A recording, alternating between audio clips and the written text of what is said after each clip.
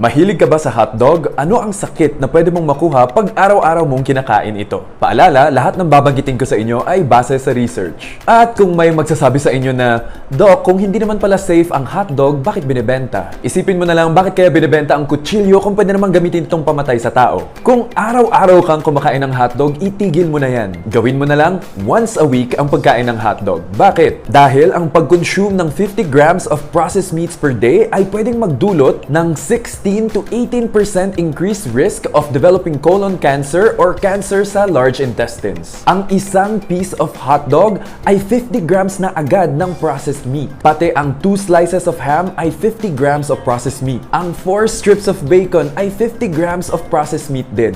Ito ay ayon sa American Institute for Cancer Research. Ang mga processed meats kasi ay merong NOCs or N-nitroso compounds which can cause cancer. That is why you have to limit your consumption of processed meat. Kung pinapataas ng processed meats ang risk mo magka-colon cancer, ano naman ang pagkain na nagpapababa ng risk mo magka-colon cancer? Ang pagkain na ito ay whole grains. Ayon ulit sa American Institute for Cancer Research, pag kumakain ka ng 90 grams of whole grains per day every day, mababawasan ang risk mo magka-colon cancer by 17%.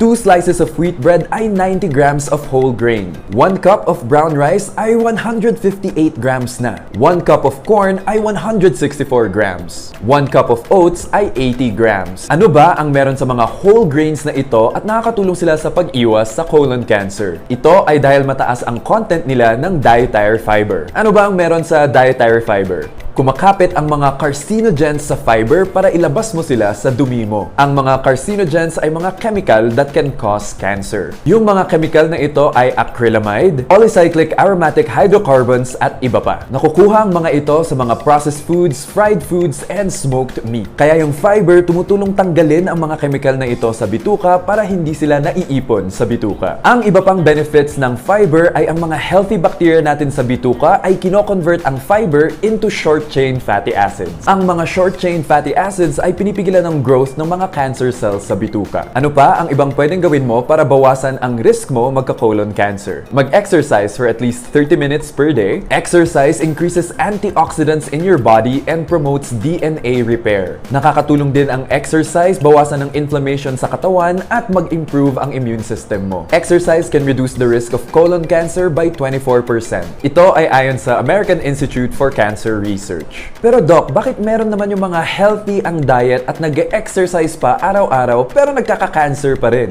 Ito ay dahil malakas ang genetic predisposition nila. Namana kasi nila yung cancer gene. Pero hindi naman ibig sabihin nito na walang kwenta ang mga preventive measures. They can still help reduce the burden of the disease. Pwedeng bawasan yung pagkalala nito. Kaya the moment na napapansin mo na may dugo ka sa poop na hindi nawawala, sumasakit ang tiyan at di naman natatanggal kahit uminom ka ng pain reliever, nanghihina ka kahit na kumpleto ang tulog mo, at pumapayat ka kahit hindi ka naman nagpapapayat, magpakonsulta ka na agad. Do not delay. Ligtas ang may alam. Hanggang sa susunod, take care.